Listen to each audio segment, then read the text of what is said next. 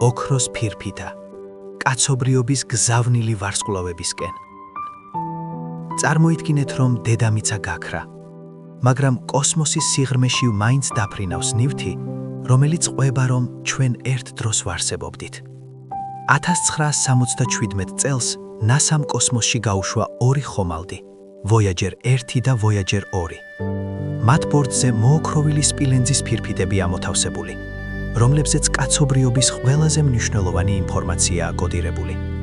ეს არის წერილი უცხოპლანეტური ცივილიზაციებისთვის.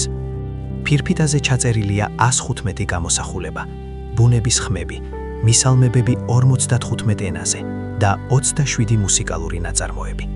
მათ შორის კი მსოფლიოს უდიდესი კლასიკოსების გვერდით ჟღერს ქართული მრავალხმიანობის შედევრი ჭაკრულო. წარმოიდგინეთ, მე-12 საუკუნის ქართული ჰანგები ახლა მზის სისტემას გასცნენ და ვარსკვლავთშორის სივრცეში მოგზაურობენ. ფირფიტა გათვლილია იმაზე, რომ ის მილიარდობით წელი გაძლებს. მაშინაც კი, როდესაც დედამიწაზე ყველაფერი შეიცვლება, ეს ოქროს დისკო ხელუხლებლად შეინახავს ჩვენს ხმას.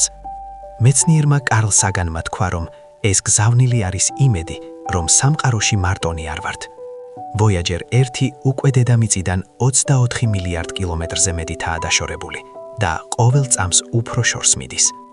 თქვენი აზრით, ოდესმე იპონის ვინმე ამ გზავნილს და თუ იპოვის, რას იფიქრებს ჩვენზე? დაწერეთ კომენტარებში და გამოიწერეთ დროის მიღმა.